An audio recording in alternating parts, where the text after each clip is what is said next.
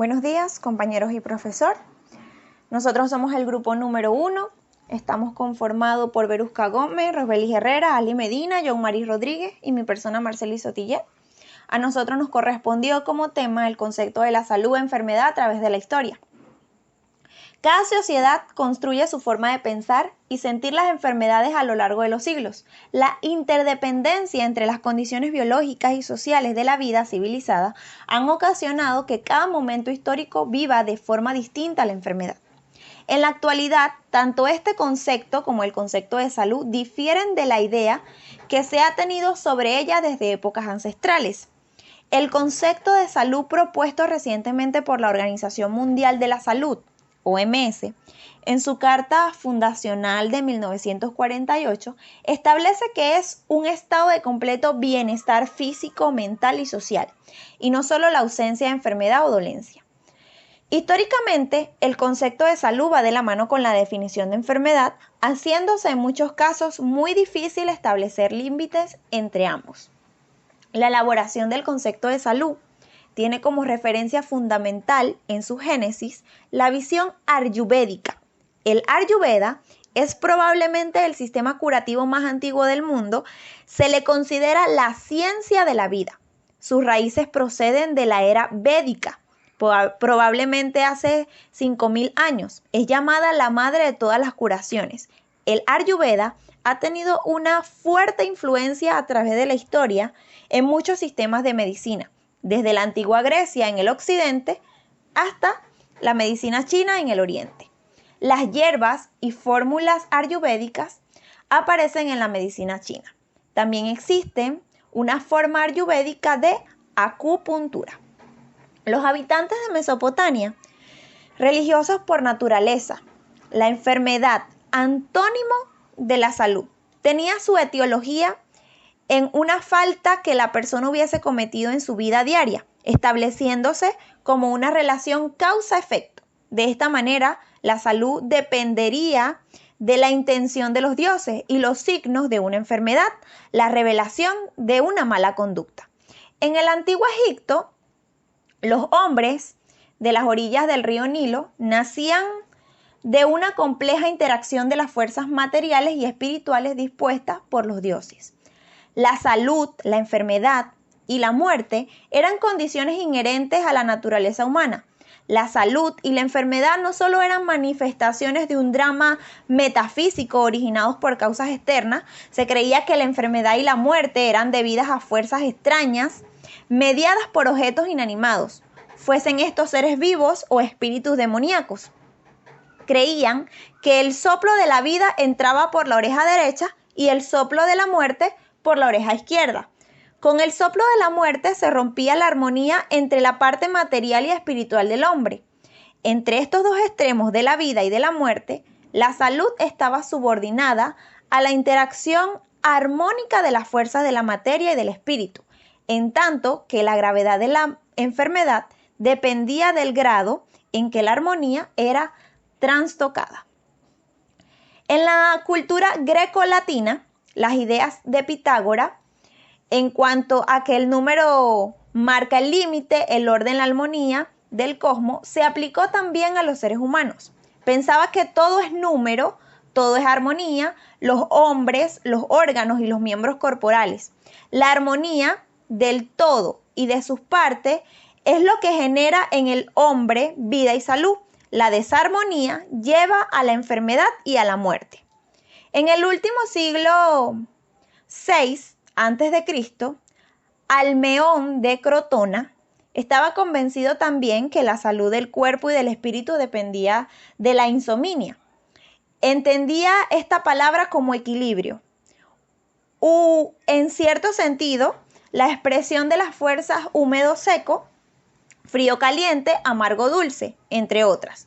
De acuerdo con los conceptos de este médico y filósofo, el tratamiento de las enfermedades debe proveer la acción de la fuerza contraria a aquella cuyo exceso o deficiencia produce la enfermedad. Hipócrates, este protomédico, pensaba en el cuerpo humano contiene sangre, flema, bilis amarilla y bilis negra. Estos son los elementos que entran en su constitución y explican sus dolores y su salud. La salud es, primeramente, el estado en el cual estas sustancias se encuentran, cada una en su correcta proporción, en intensidad y cantidad bien mezcladas. La enfermedad aparece cuando la cantidad de alguna se excede o hay deficiencia en la proporción de ella, o no se encuentran mezcladas con las otras por estar separadas del cuerpo.